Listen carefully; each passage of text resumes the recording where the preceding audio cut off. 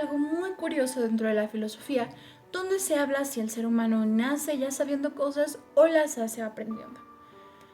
Y bueno, hay algunas otras de estas cosas en la filosofía moderna que se llama el efecto Lucifer. El efecto Lucifer es eso que trata de explicarnos por qué hay tantas personas que hacen aparentemente el mal, dado en medidas morales captadas por nuestra sociedad, porque hay que aceptarlo, que la moralidad viene mucho de las reglas sociales que nosotros imponemos, y de tal o cual forma se decide romper o transgredir esas leyes para causarle el mal a otras personas. Como en algún momento se los expliqué, y si no lo han visto, por aquí les dejo mis videos de psicópatas y sociópatas, puede ser aprendido o puede ser dado de manera espontánea, pero siempre hay que recordar que el ser humano tiene un lado que puede ser oscuro y un lado que puede ser luminoso, y que entre esos dos caminos siempre hay matices de grises. Tal vez tú te sientas único y diferente, es decir, que tú no sigues ninguna regla de la sociedad y que tú eres punto y aparte, pero realmente es así. Sabemos que el ser humano es un ser dado por naturaleza, que es sociable con otros y que por lo tanto depende de por lo menos un grupo de personas para poder vivir. Es decir, por más único y diferente que seas, tienes algún grupo que te rodea, que concuerda con tus ideas y con el que te sientes acompañado. Y estos pueden ejercer influencia social sobre ti. Y esto fue un experimento dado en el año 1955 y 1952 por este señor de aquí. Pongámoslo con algo más objetivo. Digamos, y se hizo, de hecho en ese experimento pusieron líneas para compararlas. Y le pedían cuál de esas dos líneas se parecía a la línea que había principalmente. Todos eran actores, menos la persona que sufría del experimento. Y al inicio, aunque se contestaba de forma correcta, después de un tiempo los actores estaban de acuerdo en que se tenía que decir que la línea que era errónea era realmente la línea que se parecía. Y puedes decir que eres de un espíritu muy fuerte, pero realmente muchas de las personas, a pesar de que esto era demasiado objetivo, empezaron a caer poco a poco en la respuesta errónea. Entonces, si con algo tan objetivo como lo podemos ver en un espacio y compararlo fielmente, se puede empezar a equivocar a través de la presión social, ¿qué sucede con nuestros valores, con las modas y con los movimientos que están empezando a darse? No cuestiono ningún movimiento, pero es curioso saber que la presión social sí tiene una influencia en la sociedad. Ahora, si piensas que no eres influenciable, en el año 1961, este hombre de aquí trata de empezar a ver la obediencia a la autoridad, volviéndose a preguntar cómo es que los nazis decidieron seguir las reglas de sus jefes. Se empieza a hablar de un participante que actúa con otros dos actores,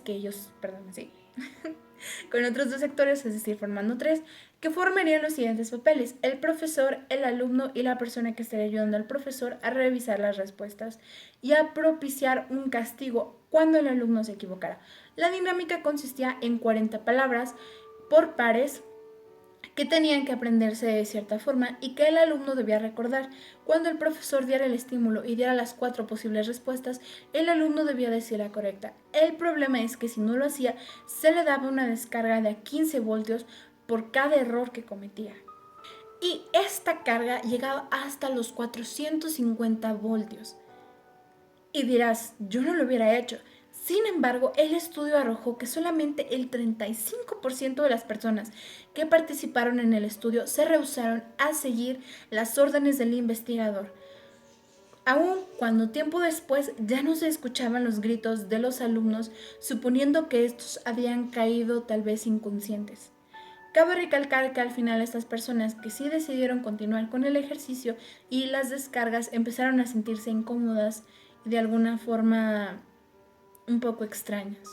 Actualmente se está viviendo un gran movimiento de racismo en Estados Unidos, pero esto no tiene muy poco de haber sucedido. De hecho, en el año 1968, el señor que está aquí hizo un experimento para dar a entender y ver las consecuencias del racismo en las personas. Tenía un grupo de alumnos que dividió en dos: los que tenían ojos de color y eran de alguna manera un poco más claritos, y los que tenían ojos marrones. Los primeros decían ser más inteligentes y podían disfrutar de algunas libertades como poder irse al recreo o poder repetir su comida. El segundo grupo, el de los niños de los ojos marrones, no podían disfrutar de estos mismos privilegios y se les tachaba de tontos y más lentos que sus compañeros. Los resultados no se hicieron esperar. Entre los dos grupos empezó un odio que nunca antes se había visto. Amigos de toda la vida empezaron a odiarse y empezaron a dejarse de lado. Esto demuestra que realmente el racismo se basa en cosas muy tontas, pero que puede ser muy bien sustentado y puede causar todo el odio que se presentó aquí. En el año 1968 se hizo una difusión de responsabilidad, un experimento que explicaba cómo entre más personas exista dentro de un contexto, más se distribuye la responsabilidad y por lo tanto es más difícil actuar a las personas.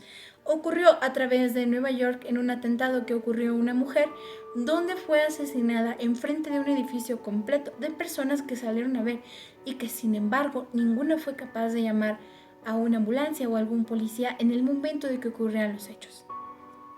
El experimento consistió en que a través de una cabina se le decía a las personas que iban a aprender ciertas cosas y que estaban con cierto número de compañeros. Las personas podían estar con un compañero únicamente o con más de 5 compañeros. Los resultados variaron de esta forma. El 85% actuaba cuando estaba solo y solo le tomaba alrededor de unos cuantos segundos, ni siquiera llegaba un minuto. Pero cuando se sabía que además tardaban alrededor de 166 segundos en reaccionar ante un ataque supuestamente dado por uno de sus compañeros que tenía epilepsia. Y esto era porque había más gente y realmente se preguntaban por qué tenían que actuar ellos. Entonces, en pocas palabras, entre más gente haya viendo que se le está haciendo daño a una persona, menos probable es que alguien actúe. Loco, ¿no? Dentro de mi filosofía como psicóloga siempre pondré algo muy en claro. A los niños, no. Y ahora van a ver a través de algunos experimentos por qué a los niños no.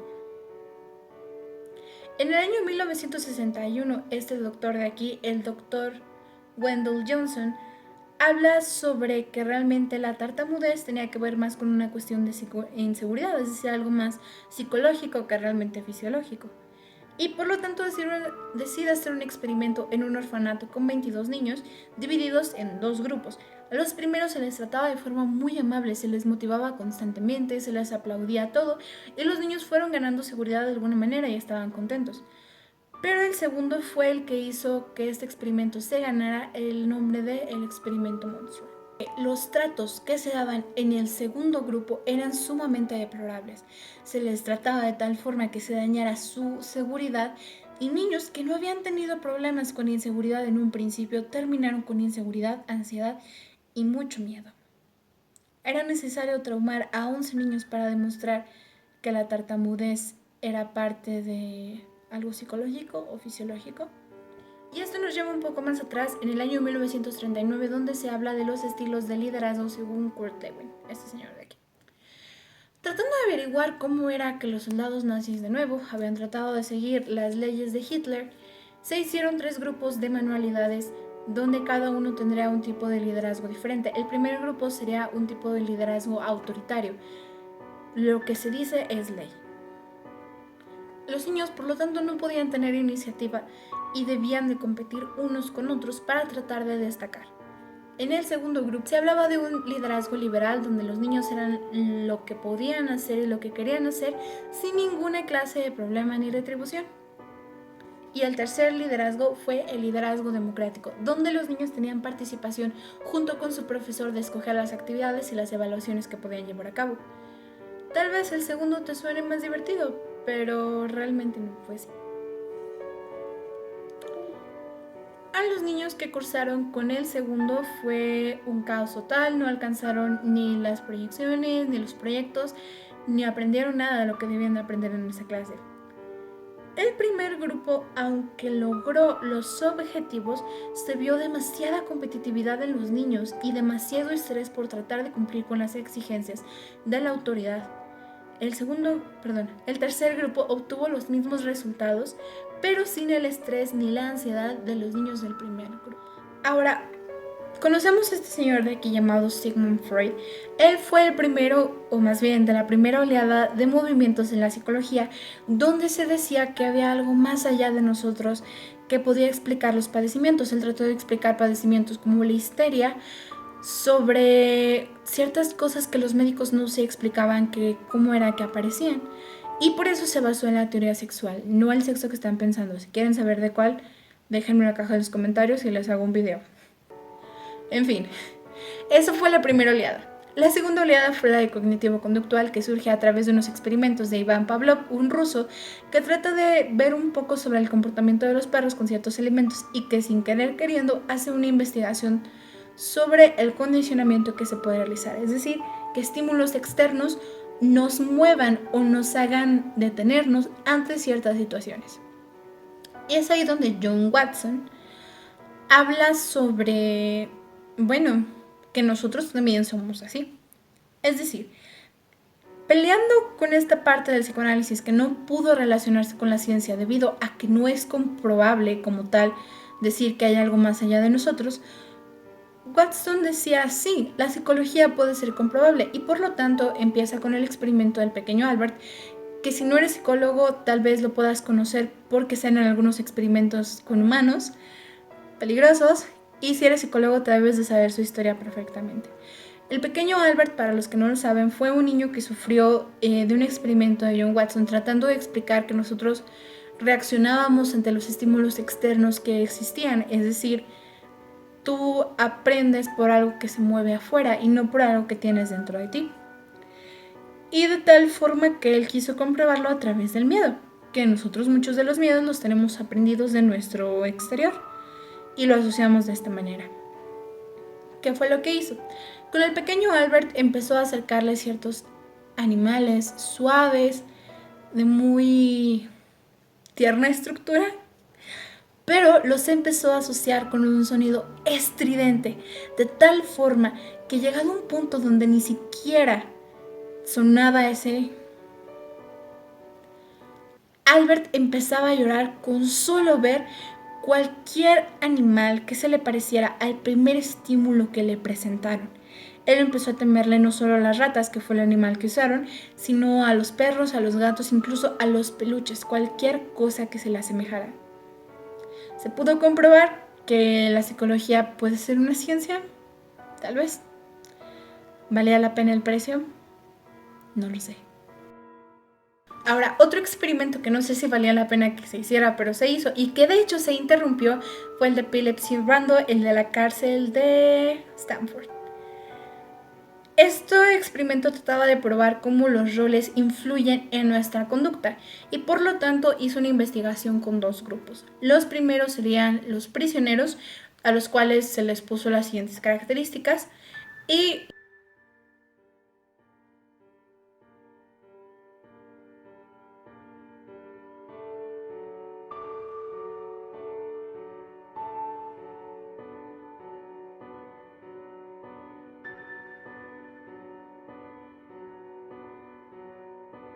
los segundos serían los policías, que también contaban con estas características.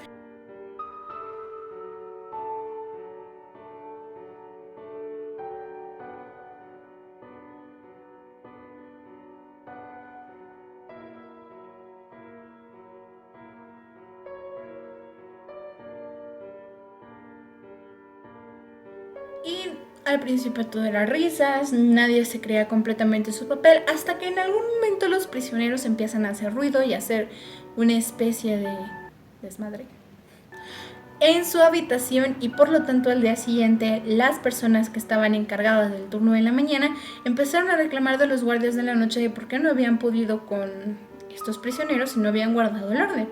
Por lo tanto, entre todos ellos trataron de controlar a los prisioneros a través de despojarlos de su ropa y de cierta forma dejarlos sin su cama.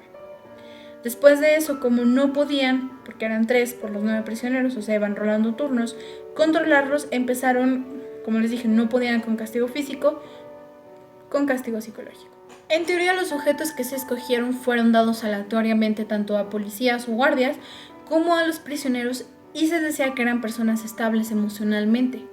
Pero llegó un punto donde esto se empezó a quebrar y se tuvo que detener el experimento debido a que los castigos empezaron a sobrepasar el límite de lo que realmente se esperaba. Como ves, la psicología no puede pecar de ser buena completamente. Hubo muchísimas cosas que nos orillaron a ser la mala del cuento. Y de cierta forma, tratando de justificarlo diciendo que queremos ser una ciencia, no creo que sea la solución.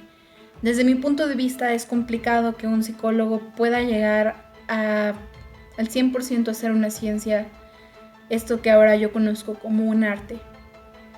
Porque trabajar con las personas es complicado. La gente de áreas de salud no me va a dejar mentir. Pero trabajar con el alma de una persona es todavía más complicado. Así que déjamelo en los comentarios, ¿qué piensas tú? ¿La psicología se puede hacer ciencia? ¿Y qué riesgos equivaldría? Y si no, también, ¿qué riesgos habría si se sigue quedando como está ahora?